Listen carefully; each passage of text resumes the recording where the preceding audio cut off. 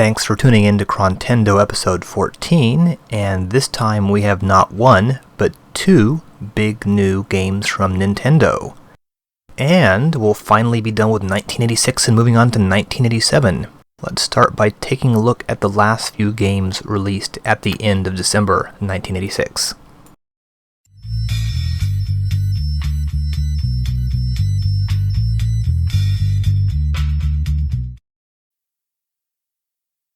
Episode 14's game is a real doozy, another FDS release.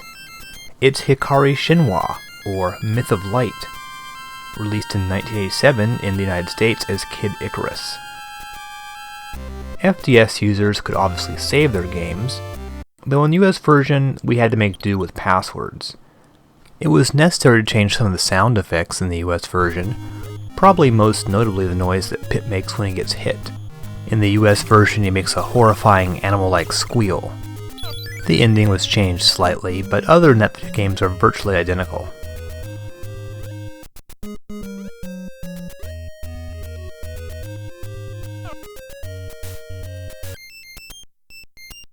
Here we have the title screen that's more familiar to most US viewers, Kid Icarus, Angel Land Story.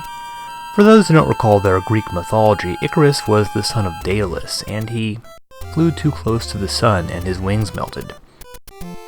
Kid Icarus borrows some characters and imagery from Greek mythology, but doesn't really have anything to do with the actual story of Icarus.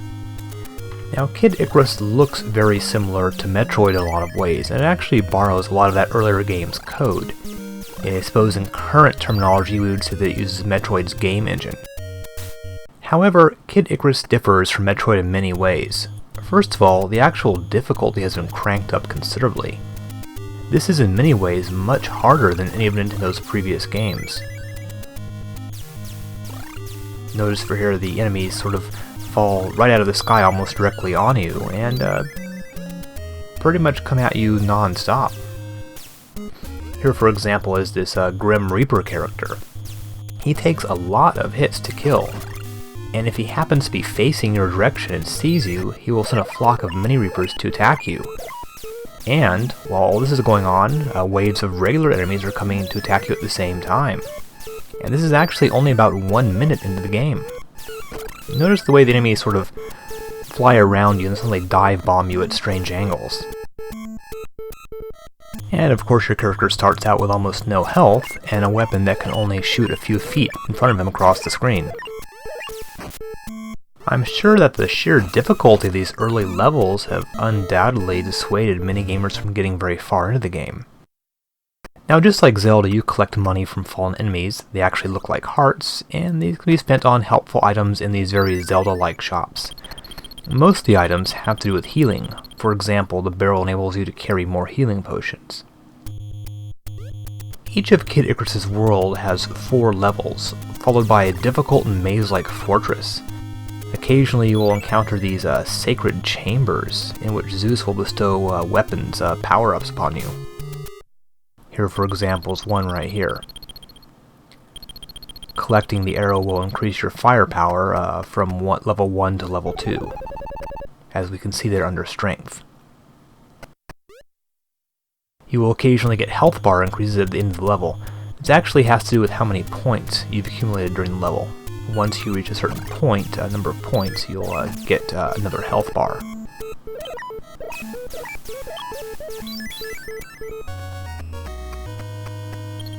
Here the points are counted off. These are almost, in some sense, I suppose, like experience points, though I didn't quite make it to the next level. And of course Zeus will occasionally send you to these testing chambers, where you have to fight off a large number of enemies here. If you survive this, you can get some special weapons.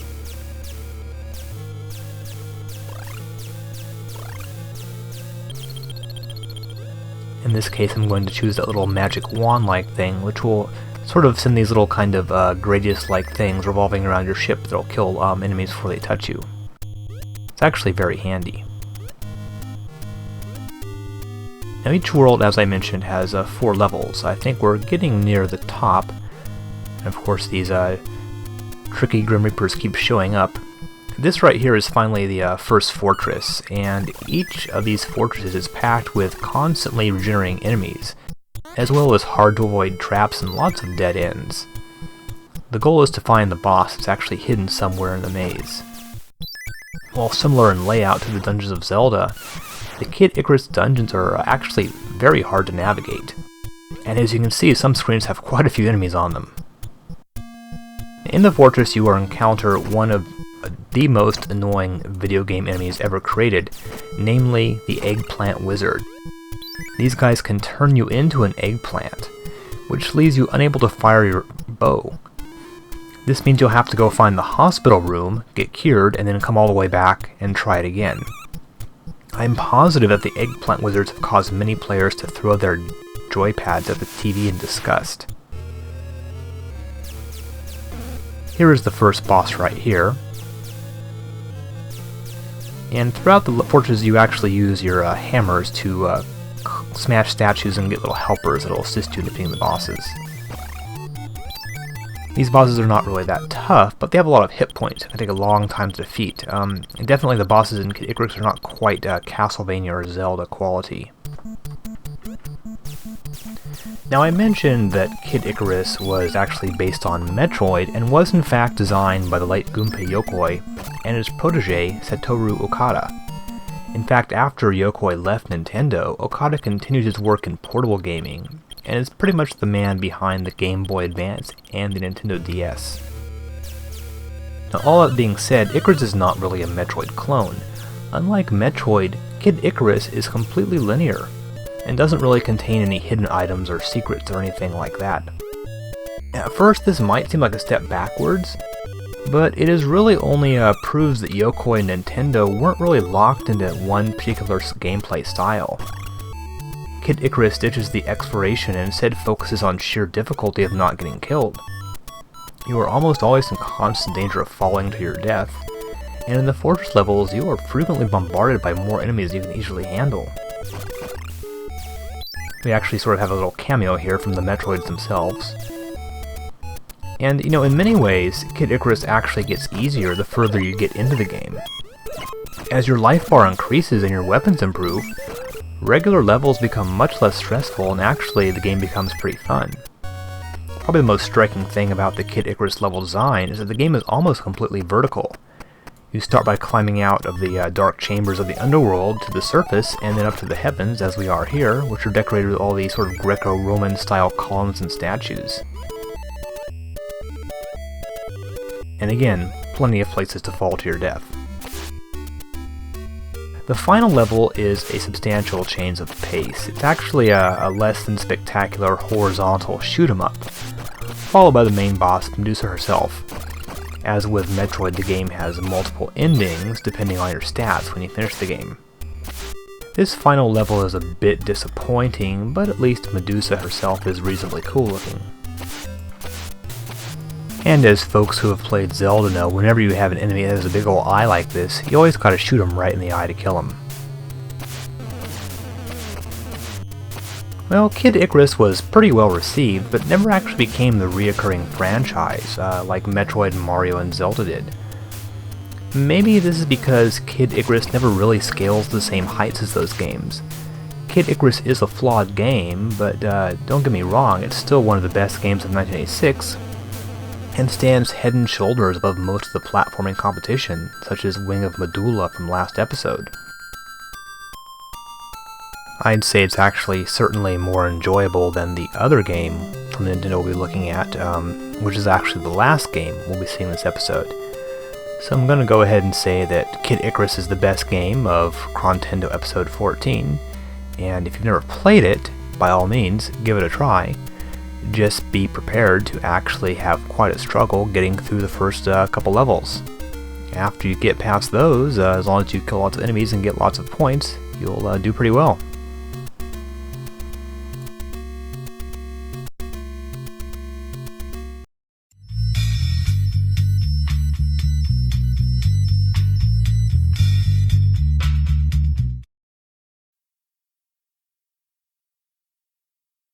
Our next title is also an FDS title, and Kieta Princess is another game from Imagineer and Wavejack, the same team that brought you the rather unusual shooter RPG hybrid Jinga Densho.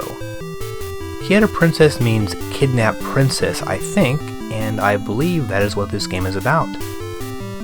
One might be tempted to look at that title screen and think that Kieta Princess is one of those charming and underappreciated Japan-only titles, but unfortunately no. Due to the amount of Japanese involved, it will be impossible for a non-Japanese speaker to really play this game, but I very seriously doubt it's any good in any language. This game seems vaguely Zelda-esque. Here's one of the action sequences where your character navigates a rather typical ladders and platform setup. Though seemingly unarmed, you are able to defend yourself by shooting projectiles at the bears which roam the halls. What's going on here? Where are you? Why are these bears running around trying to kill you? Boy, I really don't know. One strange thing about this game is just like Jinga Denshu, it really doesn't seem to resemble exactly any previous games, even though it might remind you of some earlier games. But playing this, it's really hard to find an exact example of a game that's just like this.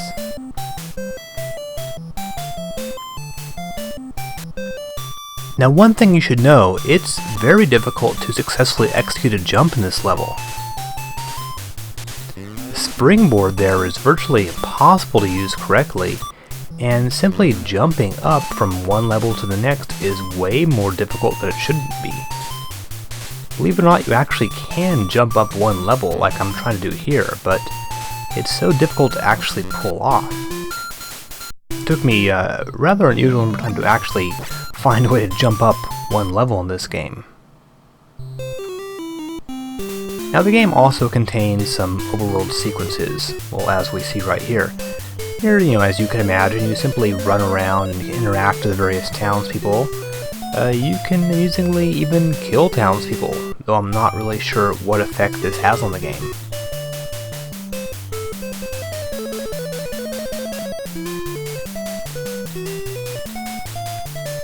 And typically you can buy items with the yen that you've collected, save your games, and hopefully find clues about the missing princess. Oh, another thing that's kind of strange, there seems to be a clock in the lower right hand corner that's actually running in real time. There's actually, oops, I just killed a guy there, and he turns into a little ghost.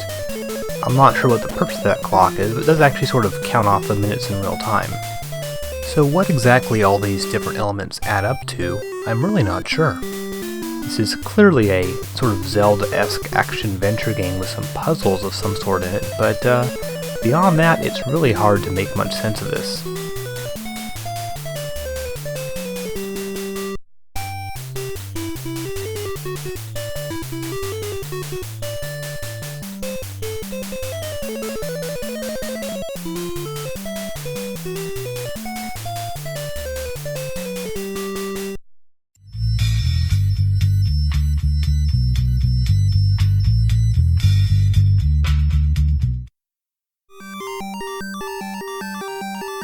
Hey, this game actually has some pretty decent music.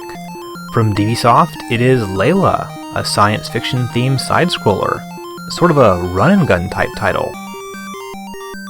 DBsoft was not the most prolific developer for the Famicom. The last game we saw from them was Gaou, back in December of 1985. Gaou, as you might recall, was that sort of RPG-esque shoot-'em-up title. They seem to like science fiction themes, and Layla is no exception. It's sort of like a low-rent version of Metroid. You play this well-armed young woman who seems to have the job of clearing out these asteroids of any form of alien life. However, unlike the rather business-like Samus Aran, Layla has a sweet tooth and finds time to gobble down slices of cake and ice cream cones in between blasting creatures and collecting ammunition. Occasionally, she'll even pick up a pair of roller skates. So Layla is definitely not your typical space hunter girl. One thing this game does have is lots of ammo. I'll try to blow up some of those crates with a grenade. Ah, there's some roller skates, as I mentioned.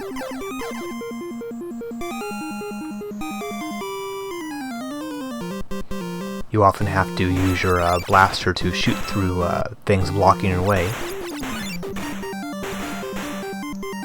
Now, one weird thing about this game is The character is absurdly loaded down with weapons. You find pistols, rocket launchers, flamethrowers, grenades, swords, and axes, all kinds of things. Layla is really sort of a predecessor to the titles like Doom, where you walk around with an entire arsenal strapped on your back. And if you think about it, most games at this time didn't let you collect a lot of weapons, usually 2 at most. Think of Commando, Castlevania, those sorts of things. Shoot-em-ups were starting to have lots of special weapons, but selecting a new one would usually cause the old one to disappear, for example in games like Zanuck. Not so with Layla, where you can collect weapons and ammunition to your heart's content. We are now in sort of one of these little sort of warehouse-like areas. Layla doesn't really have levels, so to speak. Each asteroid contains a number of different sections, some are long, some are short, and you simply go across them until you come to the elevator. I like the fact that this is booby-trapped with these gigantic 30-ton weights here. You can see all the different weapons that you have. It's like a throwing dagger right there. DBsoft tended to make these unique, if not great games. We'll think of Gaou, for example. And Layla is actually pretty good. All those different elements add a sense of fun. You can sort of explore around and see what different weapons do. The actual execution isn't really that exciting. The game does suffer from repetition in levels. You tend to move through a bunch of almost identical caves and these futuristic warehouse-like levels.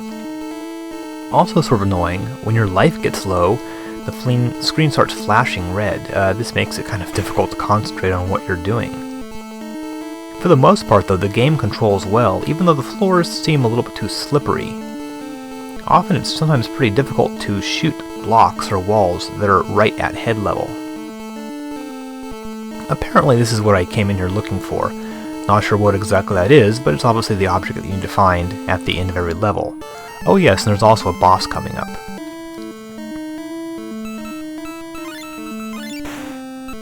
The bosses seem reasonably well designed, if not exceptional, though I suppose that picture of the guy in the background has something to do with the plot of the story.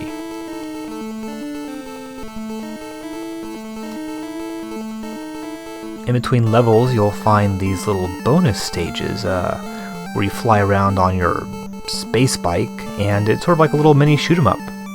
You actually can't get killed, you simply shoot aliens for points. If you shoot all of them in a row, you get more and more points.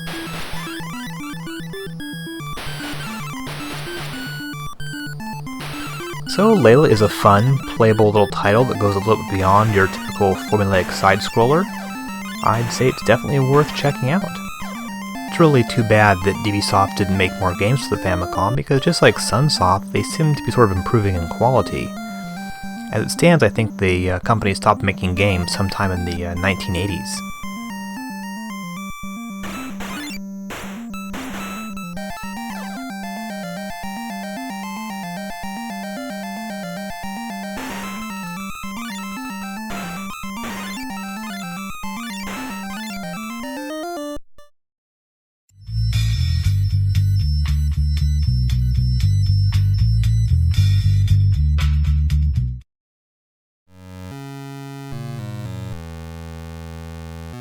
Ugh, speaking of sci-fi games, here's one I don't like.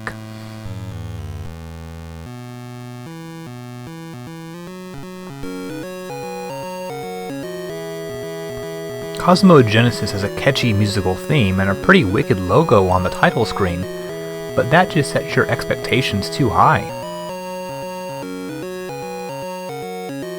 It even has a nice little introduction where it shows your guy getting into the ship.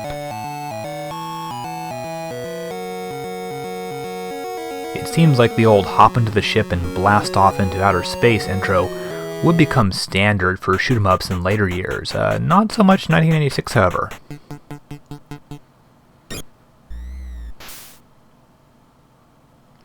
It's a nice little touch. Of course, once the game itself actually starts, you'll find it's just another clone of Star Raiders, the old Atari game. Namco had already released the Star Raiders clone for the Famicom, called Star Luster, back in 1985. Namco's game was decent, but certainly not exceptional. Cosmogenesis, on the other hand, is simply a pain in the ass to play. You might be familiar with this title because it was released in the US as Star Voyager in 1987, and had the distinction of being one of the very first games released by the notorious Acclaim for the Nintendo. For those who don't recall Star Raiders, the idea is very simple. Look at the radar screen, warp to the enemy's location, and then destroy all the ships in that sector. You can refuel and repair your ships at the various space stations. The enemy ships will be busy trying to blow up your home base or something, so you need to really get cracking. This right here is actually what it looks like to dock with a space station. As is typical for these kind of games, it's usually kind of a slow and tedious process. I actually don't need to dock to the space station because I'm still pretty much quite a bit of fuel. That's, well, there's two fuel gauges. There's one in the upper right hand corner and then one along the right hand side. I believe the one in the upper right hand corner represent like actual fuel tanks or something. One thing you might notice about this game is, while it does have opening music, the game itself doesn't really have any music at all. Just some rather lame little sound effects. So what's wrong with this game? Well, first of all, for example, take warping. Okay, go ahead and use the D-pad to move your cursor around to where you want to go to. Those little X's represent enemy ships. But then it's unnecessarily complicated. You need to accelerate all the way, or almost all the way, and then hold down the button for the correct number of cells to appear on the upper left, based on how far the trip is. In this case, it's 9 units, whatever that is. Once you get up to 9 cells, then you need to release the button, and you'll start warping. Then once you get really close to where you're going, hold down the button again and you'll exit hyperspace or wherever you are. And sometimes you can actually not end up in the right location because you can get blown off course. Apparently some sectors have high solar winds or something like that. And the fact that you have to do all this stuff simply to warp around from one area to another doesn't really make the game any more realistic or deep or anything. It basically just makes it one more thing you have to do. Okay, I'm in the right spot and there's enemy ships approaching. As your little message thing says there, it actually takes them quite a while to actually appear. I guess you sort of have to fly around and find them. However, the combat is actually pretty painful. The enemy ships fly around very fast. And the animation is pretty jerky, so I really can't always tell what's going on. Once we actually find some ships, I'm sure you'll see what I'm talking about. Warping uses up a lot of fuel, and getting hit really sucks around a huge amount of fuel. So you'll end up having to go back and dock at space stations quite frequently. I usually get killed pretty quickly upon engaging enemies. There are a few new elements to this game. For example, you can activate shields, which turn space green, and you can find power-ups on the various planets found throughout the solar system. Of course, this will not compensate for the fact that most of the game is pretty horrible. Maybe that's why Acclaim wanted to release this game. They felt it was somehow tied into their own video game standards. As you can see, actually, well, I guess I've pretty much been killed already. So yeah, this is definitely one that you'll probably want to stay well away from. It's really not nearly as good as some of the games that ASCII has already released for the Famicom.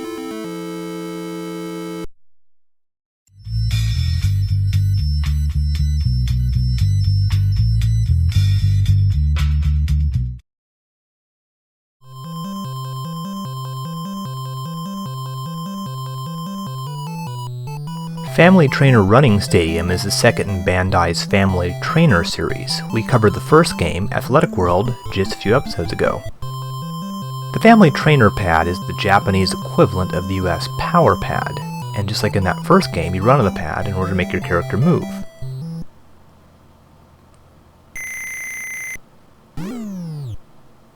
This first event here is just a very simple two-person sprint.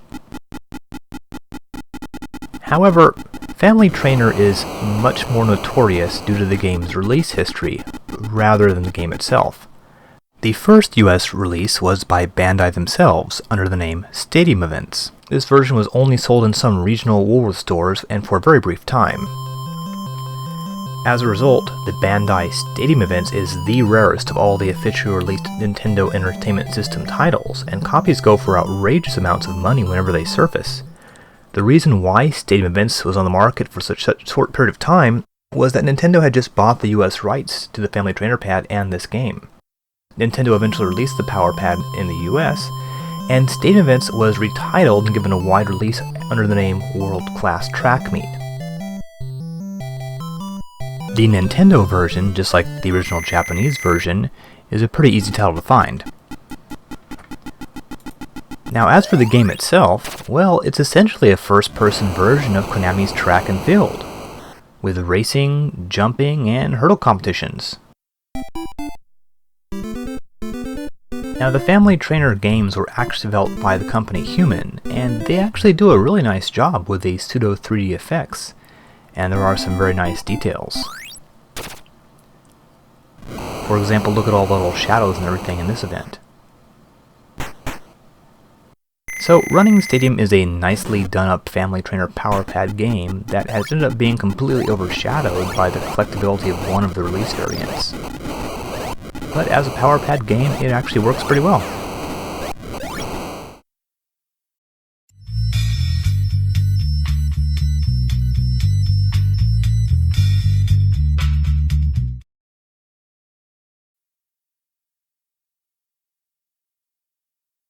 Released on Christmas Eve is Capcom's Tatakai no Banka, which might be translated as War Requiem.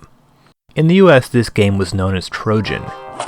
Never heard of the game? Well, that's not surprising, since it really didn't do as nearly as well as other Capcom titles released around this time, such as Ghosts and Goblins or Commando. Released in arcades in 1986, Trojan is a side-scrolling proto-beat-em-up. This game takes place in a post-apocalyptic New York. Armed with a sword and shield, you take on an endless tide of bad guys. Here's the Famicom version, ported by Capcom themselves. It actually looks okay. Plays pretty similarly to the arcade version. Mostly you just walk to the right and kill guys with your sword. Dropping down the manhole will actually allow you to fight this guy and then score a pair of high jump boots. Unfortunately, they can only be used around 3 times before they wear off. Well, actually, I guess it'd be 4 times, so you have to use them once to actually get out of the manhole. You can then use them to take out the little guys that hide up in the windows there and throw dynamite at you. Each level will usually have about a couple bosses, and then you're off to the next level. Those guys are still pretty hard to hit. Oops, now my jump boots are gone. These first guys are pretty easy, just whack them with a sword. Trojan will probably remind you a lot of Ghosts and Goblins, right down to the map at the beginning of each level. Unfortunately, this game seems more or less like an unsuccessful attempt to make a second game in the Ghosts and Goblins mold. But Trojan is simply not as fun as Ghosts and Goblins. It's actually frustratingly hard at times, and sort of lacks the kind of personality that Ghosts and Goblins had. We'll be coming up to the next boss here in just a second, and he's actually quite a bit tougher. He can block your hits and will fire a projectile at you. The projectile can hit you either high or low, and it'll often turn around and hit you in the back after it's past you. He sometimes fires short projectiles and sometimes long ones. The short ones will hit you immediately. And you have to get pretty close to him to hit him with your sword, and so he can blast you at point blank. Now we're on to the next level here. The main problem with this game, though, is the control scheme. One button's used to swing your sword, the other one to hold up your shield. This means that in order to jump, you need to press up on the D-pad. Considering they have to do a lot of jumping, especially with the bosses, this makes your character pretty difficult to control. If they had stuck with the classic Ghosts and Goblins control scheme for attacking and jumping, Trojan might have been a pretty cool little game. As it stands, however, Trojan will remain a little-known game surrounded by much better releases from Capcom.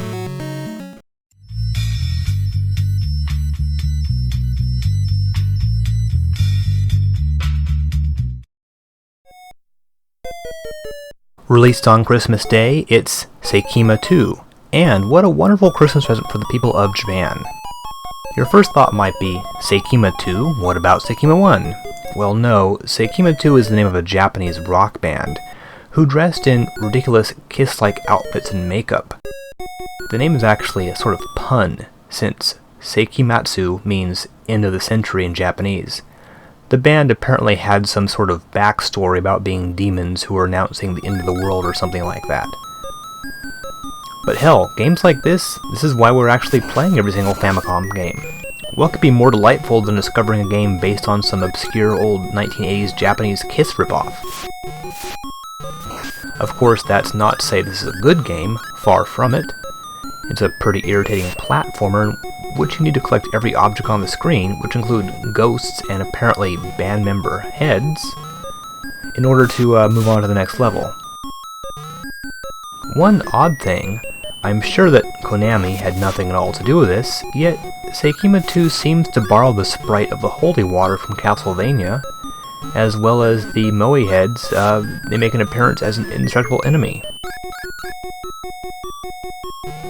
The actual developer of this game was ISCO, which means Intelligent System Corporation. You probably haven't heard of them. They're a reasonably obscure Japanese contract developer, and I think this was one of their first games. They continued to develop games until at least the late 1990s. I think they might still be around, but really not as a video game company. Perhaps more noteworthy is that this is the first Famicom game from CBS Sony. Now, Sony had already been releasing games for the MSX computers, which makes sense because they actually manufactured MSX computers. But this was really their first foray into the Japanese home console market. Obviously, they would eventually become Nintendo's biggest rival in that department. But of course, no one could have possibly guessed that looking by this game. Alright, here we are in the second level. Oddly enough, all the money bags you collect actually have dollar signs rather than yen signs. And throughout the game you do accrue funds, and you can spend them in shops. One thing that sort of gets a little bit irritating about this game is when you get low on health, this incredibly annoying little bleeping noise starts to let you know. You can actually take quite a few hits, but you will get hit quite a few times simply because of the number of enemies that simply drop down from the top of the screen onto you, and the fact that your character has a really weird jumping motion. Here's the shop screen. One thing you need to buy are the guitars. Once you get all of them for all your band members, you actually get the ending of the game. So no, this is definitely not a good game. It's perhaps worth taking a look at just for the weird novelty value, but this is pretty indicative of the kind of very sort of minor, not very well designed platformers that were being released for the Famicom at this time and would continue to be released for a while.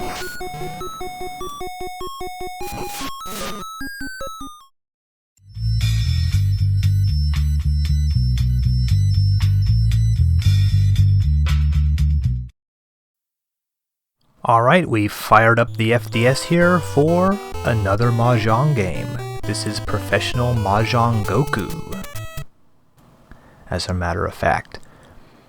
This title was released by ASCII, but as you may have seen on the title screen there, it was actually developed by a company called Chat Noir. They're a rather obscure little Japanese development company that seems to specialize in Mahjong games.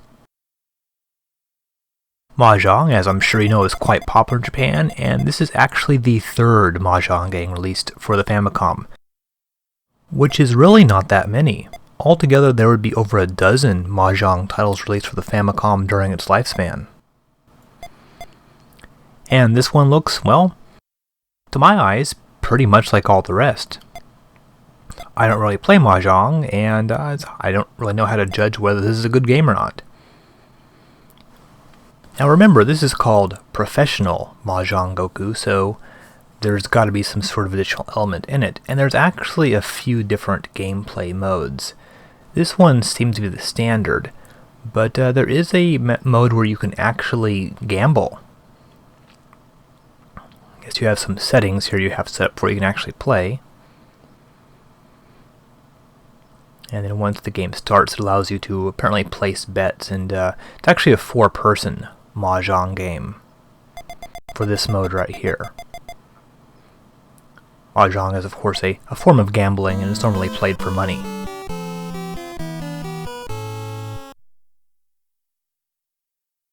Well, beyond that, I really don't have much to say about this game. I suppose that this is simply notable for being one of the earlier Mahjong games on the system.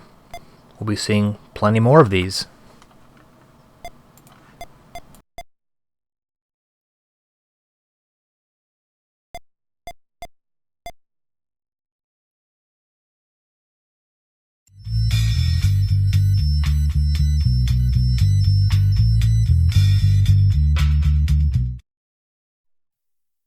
Last episode, we reviewed Nazo no Kaba, aka Crackout, Konami's Arkanoid-inspired game.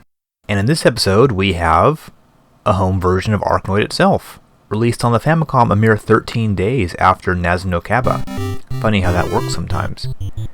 As we mentioned last episode, Arkanoid was a 1986 arcade hit from Taito, which updated the formula of the old Atari game Breakout.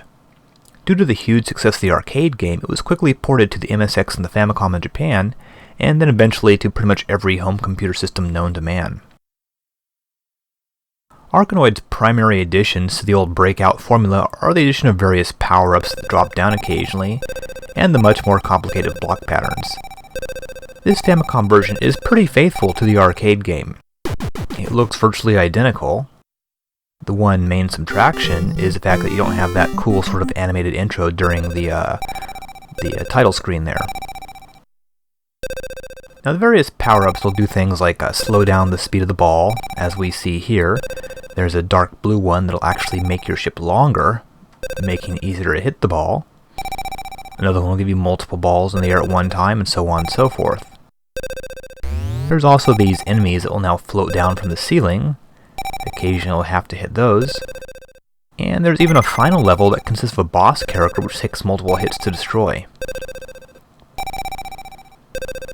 The home versions of Arkanoid, both in the US and Japan, were released with a special rotary knob Arkanoid controller.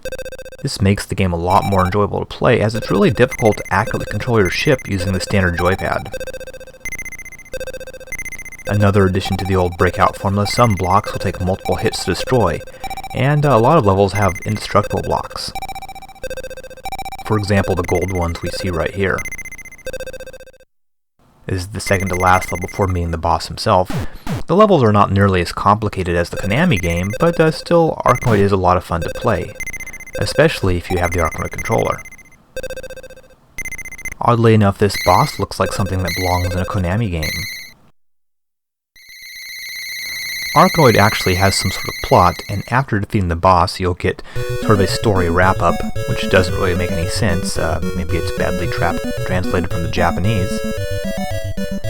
So we'll say Arkanoid, yeah, it's a pretty good arcade game that was made into a pretty accurate home conversion. Definitely worth playing, especially if you have the Arkanoid controller. Without that, you might find the game a bit challenging.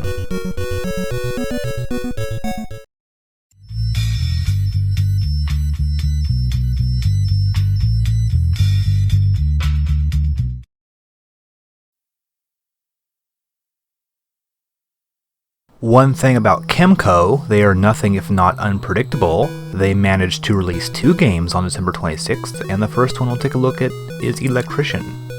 This is actually a pretty good title screen here. Kemco's past releases had been all over the place, but they were mostly junk.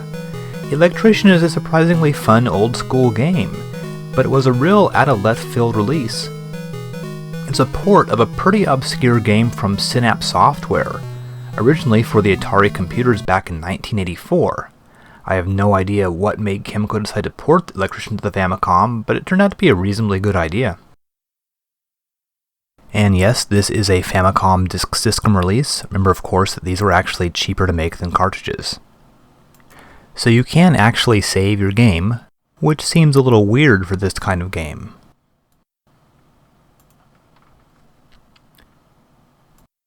Electrician starts with New York City suddenly suffering massive damage to its electrical infrastructure, plunging the entire city into darkness. In real life, this would probably result in a state of emergency being declared. But in this game, they decided to send out a single electrician to rewire every building one at a time. And that electrician is you. You use one button to lay down wire to each room, and the other button to jump. you need to connect both rooms entirely by wire. There's usually nodes at the top and nodes at the bottom. Once you've got one room wired, blam, it lights up. Along the way, you'll encounter various wire-eating vermin, such as caterpillars, rats, and surprisingly large spiders.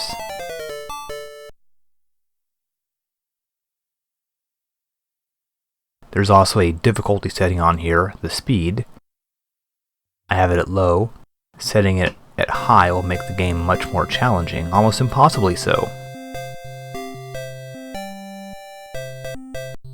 The levels are not too large, usually less than half a dozen rooms tall. Occasionally lighting up a room will release a burglar, and if any of the vermin actually cross a live wire, represented by yellow wires as opposed to green, they will get zapped.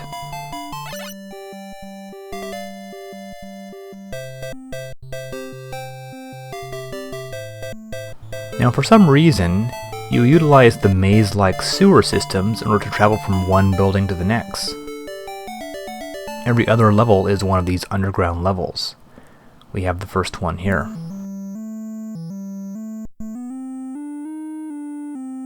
For some reason, they decided to place walls randomly in the sewer tunnels, making it more difficult to get around. Now, Synapse Software was an American game developer that began making games for the Atari systems in the early 1980s. By 1984, they had fallen on hard times due to the video game crash, and were acquired by Broderbund.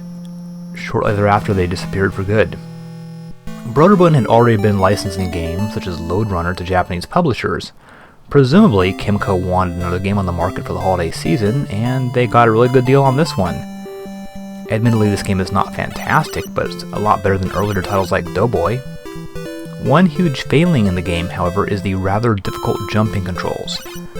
Avoiding enemies is not that tough, but jumping across the gaps are, and I've plummeted to my death many times on this thing. So, all in all, how do we feel about Electrician? Well, like I mentioned, it's definitely not a great game, but it is sort of charming in an old-fashioned kind of way. This is a style of game that was really sort of disappearing as the Famicom saw more and more modern-style platform games. I have no idea who actually did this port to the Famicom. I don't think Kimco themselves did it, but it is surprisingly well done.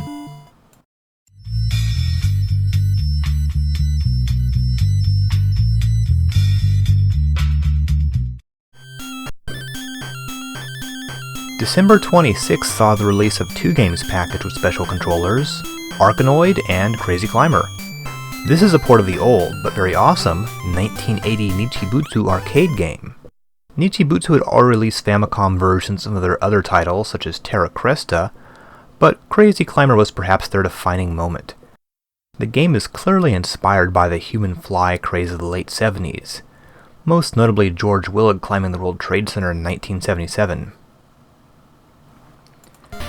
The arcade game had a rather unique two-joystick control system, one for each hand, and this made a rather simple concept a lot of fun, and thus the release of this game for the Famicom in Japan only was packaged with a special Crazy Climber controller. For those of you not familiar with the actual game, basically you simply climb up the side of this very tall building, watching out for people dropping objects on you, windows closing, and later things like giant gorillas. Now unfortunately, playing this without the special controller is not really an option. If you use emulation, you can probably rig something up, but the game is not really going to be a lot of fun without the correct set of controllers. Probably the best way to experience Crazy Climber, other than owning an original arcade version, is to plug a double joystick system into MAME.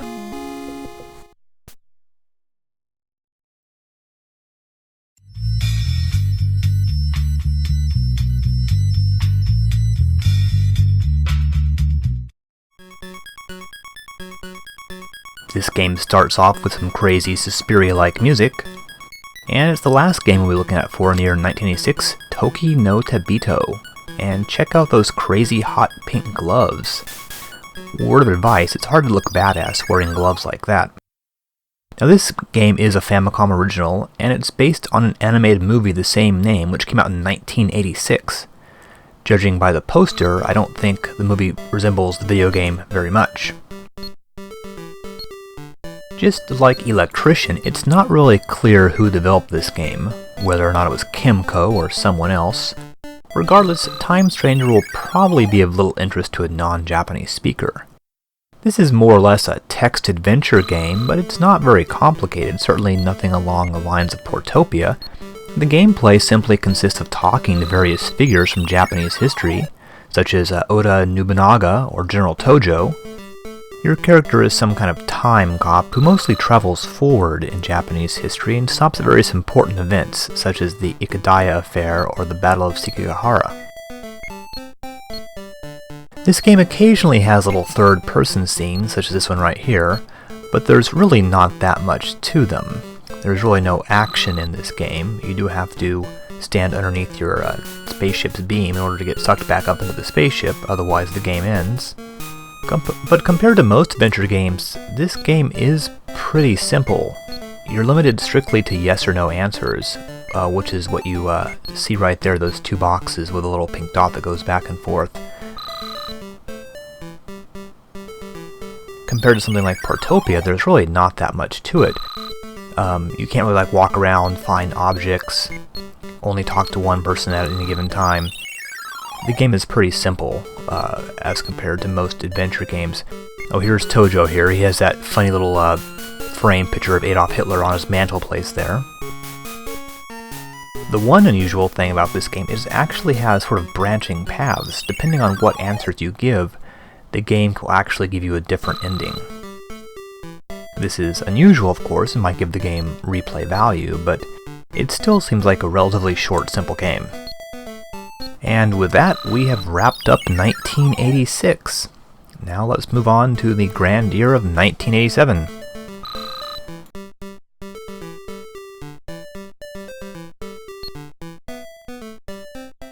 Wow, so we're finally done with 1986 and into 1987, which is the 5th year of the Famicom's existence. Normally, Japanese video game publishers seem to slow down after the holiday season, but at this point the Famicom was so popular, they just kept releasing games, even in early January. 1986 was a pretty monumental year for the system, and we'll have to do a wrap-up of the year at some point in the near future. Really not enough time this episode, and 1987 will turn out to be just as notable. So let's start with the games.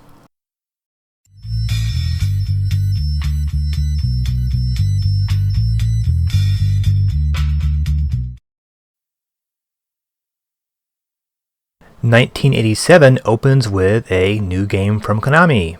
Hooray! But this game isn't really that great.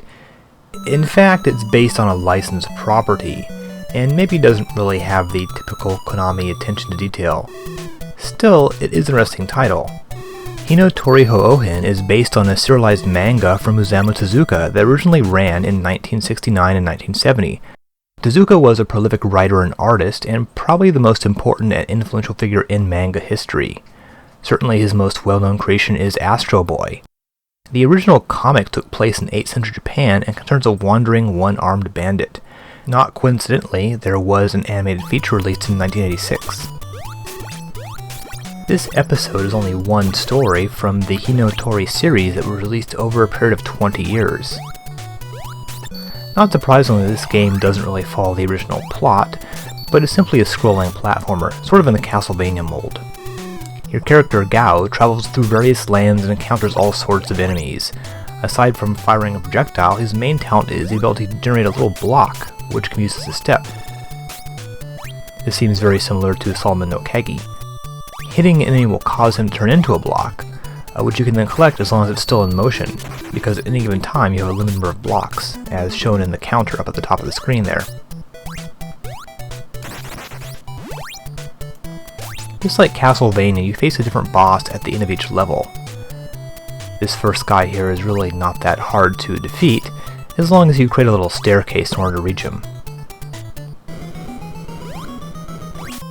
I'm not sure exactly what he's supposed to be, but he is reasonably cool looking.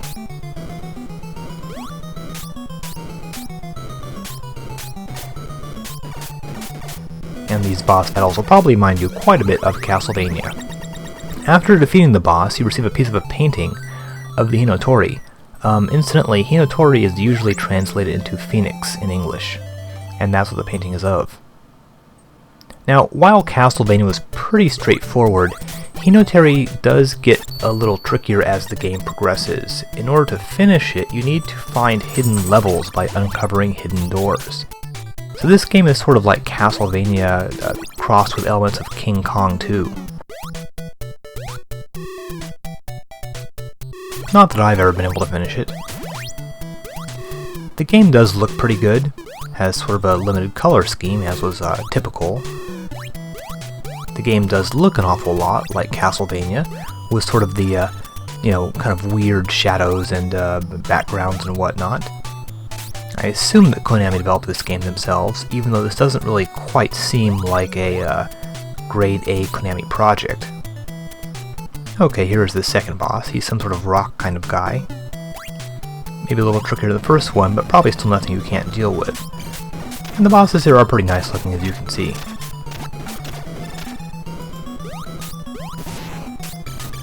All in all, this is pretty much a solid game. Definitely not the best Konami has ever done.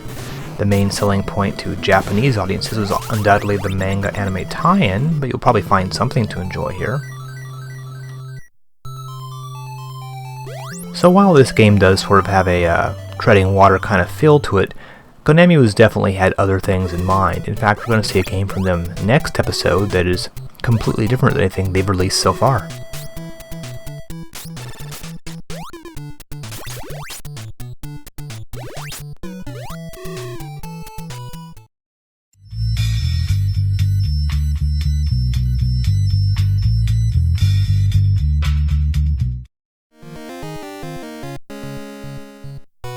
Namco decides to usher in the new year by dusting off an old arcade game and porting it to the Famicom. Yep, it's Dragon Buster, a port of Namco's 1984 arcade game.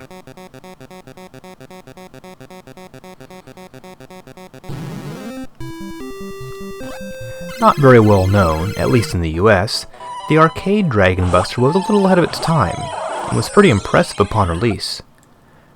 Dragon Buster was an early side-scroller, just like Pac-Land, and actually used the Pac-Land hardware. It was one of the first games to use a health meter, as you notice the vitality bar in the corner there, instead of regular lives, and had a fantasy theme back before this was common in video games. It also used an overworld-style map between levels.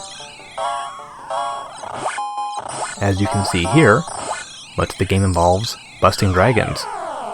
Here's the Famicom release. The actual object of the game is to make your way through various caves and mountains, towers, etc. Each level has sub-bosses to defeat, like that little dinosaur type thing we just killed there. And after killing a boss, you'll receive some sort of helpful item, usually a one-time use spell. And there we have a wizard with another helpful spell. After getting through each level, you'll be transported to the overworld. And these screens allow you to select your path to the castle, making this an example of a very basic non-linearity in games. You can see this in action right here. You're armed primarily with a sword, with which you can do several attacks. For example, you can jump over someone and do a downward thrust, and you can also cast spells to do damage to an enemy.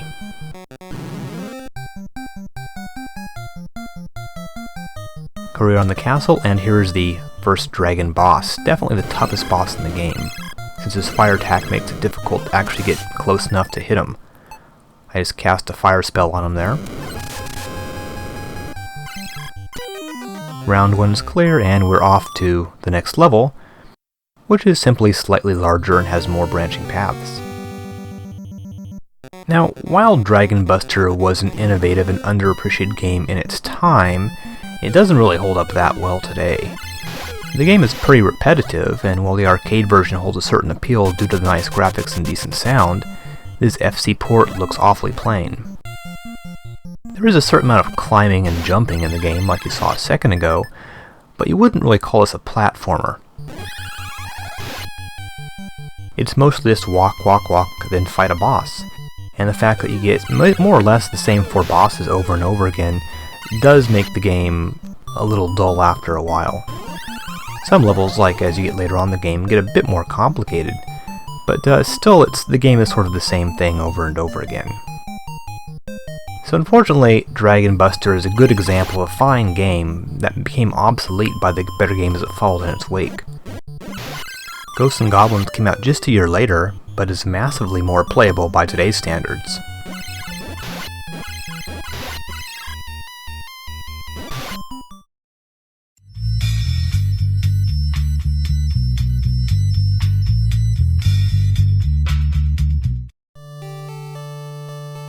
Episode 14 is winding down, and we have one really big game to cover, but first, we have to do Labyrinth, published by Takuma Shoten, the monstrous Japanese publishing and entertainment company. As the credits scroll here, note the Activision copyright. We'll discuss that a little later. Labyrinth is of course based on the popular Jim Henson George Lucas movie, starring Jennifer Connelly and David Bowie as the Goblin King who doesn't really look like a goblin. Just like in the movie, Sarah's brother has been kidnapped and must be rescued in 13 hours. By the way, this game was only released in Japan, and we were playing an unofficial English translation. Of course, your character in this game doesn't really resemble Jennifer Connelly, but has rather been transformed into a typical Japanese super deformed girl who looks to still be around grade school age. Now, Labyrinth is a rather large, ambitious action-adventure game, taking place in a series of interconnected maze-like levels, which makes sense because the game is about a labyrinth after all, and it sort of resembles, well, King Kong 2, perhaps. I've just grabbed a necklace, which will grab me some money, and then there's the hearts. You can apply the hearts to one of your companions, get enough hearts and they'll appear in the game with you and assist you. Your character can't die in the normal sense, but can run out of time. You can see the timer in the upper right hand corner there. Getting hit will cause you to lose a few minutes. If it reaches 0, the game is over. You need to collect a series of keys, but there are other items as well, such as books that will restore some time, hearts that can be given to your companions, the necklaces which are money which can be used in shops, and so on and so forth. The main challenge of the game is to find your way around the various levels, which are mostly pretty tricky to navigate. However, once you've mapped the game out, well, I got some sort of little scroll there that gave me, I guess, about an hour or so worth of time. Once you've figured a way around the game, it's actually really not that difficult. Regardless, you do have sort of a constant stream of enemies coming out at you and attacking, which can get pretty irritating. Now, I mentioned Activision is listed in the credits, which raises the question, who developed this game? Some game sites list Activision as the developer, but they were the publisher of another Labyrinth game, the one developed by LucasArts for American computers such as the Apple II and the Commodore 64. Both games are based on the movie, but they are otherwise completely different games. I assume Takuma Shoten had to license the game rights from Activision. Intriguingly, in one of the levels, the word Atlas is spelled out in the background, which makes you wonder, is this an early Atlas game? They seem to specialize in fantasy and RPG games, so Labyrinth is certainly consistent with their style. Well, no matter who developed Labyrinth, it is a solid attempt at making a big Zelda-like adventure game, but is let down by the gameplay and lack of variety of the levels. And speaking of disappointments, let's move on to the last game this episode.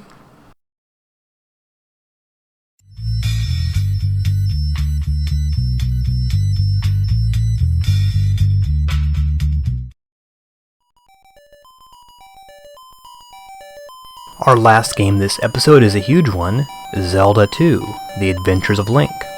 The first Zelda game, released in February of 1986, was an enormous hit in Japan, and 11 months later, Nintendo has put out a sequel on the FDS. Though what we're looking at here is actually the Western version.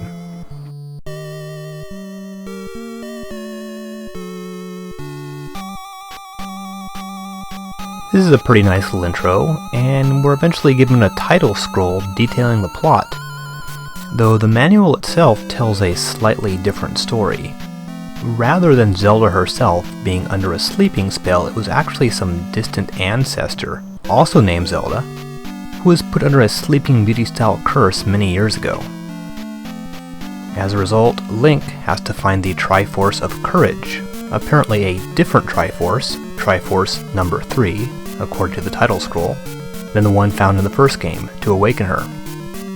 Not sure what happened to Triforce number 2. Now, Nintendo is known for making some odd sequels, and Zelda 2 is no exception. It's often called the black sheep of the Zelda family. It's quite a bit different than its predecessor, and not nearly as popular, though of course it still sold several million copies. The basic idea is the same. You move around on an overworld, enter dungeons, or palaces in this game, defeat bosses, and then repeat. The most obvious difference is that all the battle sequences are now from a more standard side view perspective, and scrolling is used in the game. Also, while Zelda 2 is not really an RPG, it does borrow a number of elements from the genre.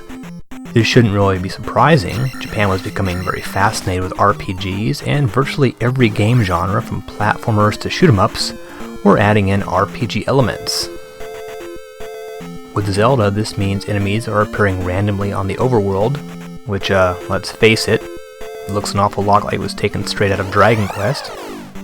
Also, there are experience points and leveling up of attack, defense, and magic. That's right, Link has magic in this game, though he won't be using it that frequently. There's also a number of platforming elements, such as scenes like this. Unlike the first game, falling to your death is a common occurrence in Zelda 2. Also taken from RPGs, there are lots of towns and NPCs to talk to, not just crazy old guys in caves. One thing about Zelda 2 is it doesn't always play by RPG rules. Some common enemies don't drop any experience points. And then there's this woman who refills your life bar when you go inside the house with her. This particular scene sort of makes you wonder exactly what they were thinking of.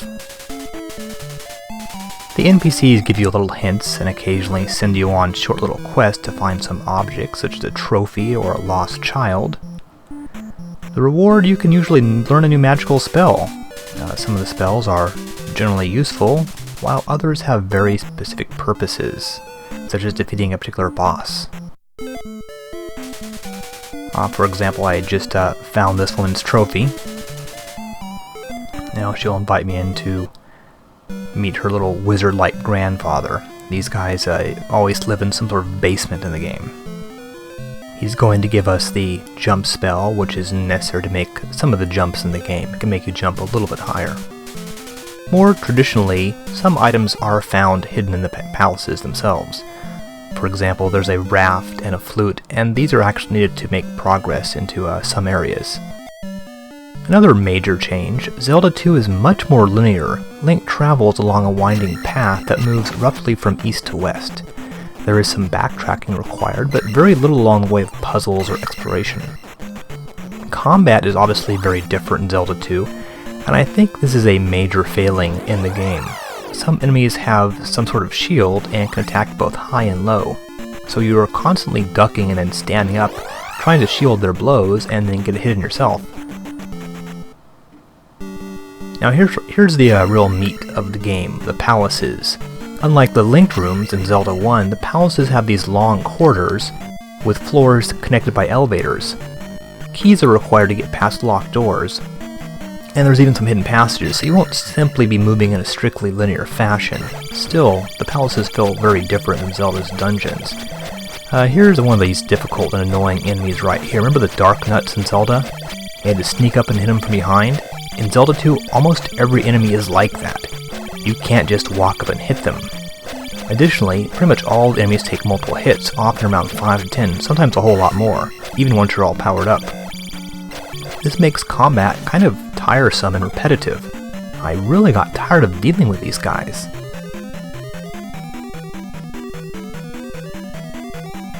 Those little blue things with the spikes I don't think you can destroy at all. You have some special attacks that you learn throughout the game, like a jump with a downward sword thrust like you saw there, but they don't seem to actually work on most of the tougher enemies. Likewise, throwing your sword doesn't work on most enemies either, except for the really weak ones. Now that was the raft required to get to the eastern continent. Every palace will end in a boss battle. And the one spell you use the most is probably the shield spell. We see this coming up right here. These are almost sort of like Castlevania-like rooms here. Many of the bosses in this game are of the sort of jump and hit them on the head variety, just like Castlevania. Castlevania seems to be sort of an influence on this game, though oddly enough Castlevania II seems sort of influenced by Zelda II. Well, I guess it's hard to say. Now, just like in Castlevania, you actually sort of get pushed back a bit when you get hit by an enemy, and this makes the platforming sections all the more difficult and really a bit irritating at times. Remember those Gorgon heads that you had in Castlevania? Well, there's tons of flying enemies here. Here I'm using the raft to get over to the eastern continent. There's some more very basic enemies there that don't take any, don't get any experience points. And these things are much like the Gorgon heads, only they take like 5 hits to kill. And it seems that, especially towards the end of the game, it's very common to, as you can see there, constantly be knocked off by enemies that suddenly fly in from the other side of the screen. I think this probably provided the majority of moments when I wanted to throw my controller at the screen. This boss is a little bit different. You need to use a special reflect spell to bounce his spells back at him. That's the only way you can defeat him. One cool thing about this game is every time you defeat a boss, they do have a pretty spectacular demise, which we'll see here in just a second. Now after finishing a boss, you get a life and magic refill, and you also automatically level up one. Now incidentally, when you level up, you can only choose one attribute. Defense, which is life, here life's at level 7, weapon, which is at 6, and magic, which is also at 6. Leveling up doesn't actually increase your life or magic meter. That's done by finding heart containers, and the magic containers hidden around the overworld. I've put the crystal in a little statue here. Apparently you have to do this. The game doesn't really make it clear why. And then you actually select what you want to level up here. Here I'm going for magic. Or you can hit cancel and then wait till you get more points to level up something else. Of course, leveling up reduces your points down to 0.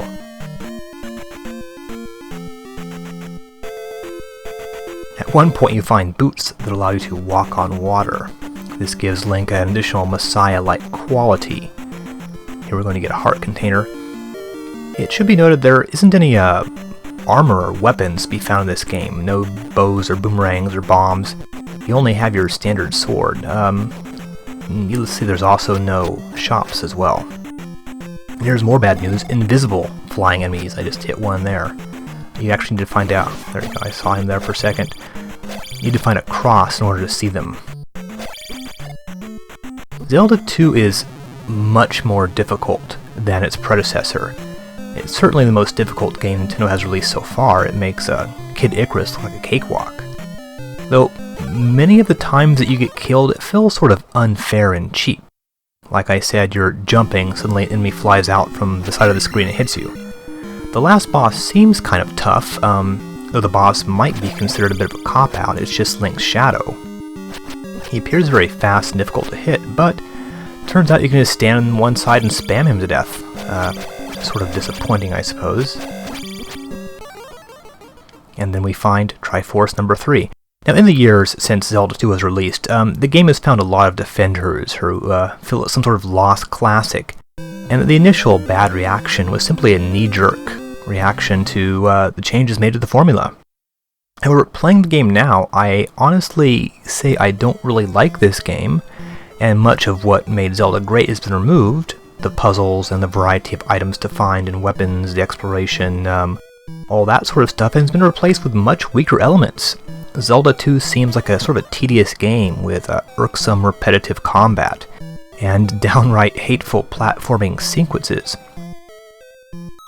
Princess Zelda seems pretty cheerful for someone who has been in a coma for hundreds of years, and how does she even know who Link is?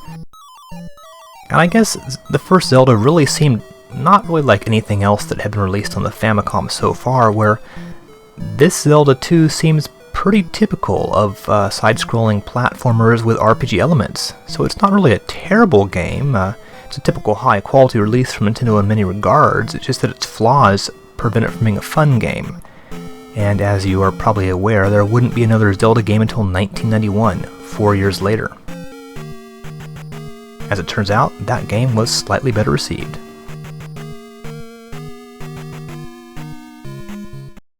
And so that was Zelda II, one of the most divisive games for the entire system. Either you love it, or you hate it. Or, well, I guess I fell somewhere in the middle.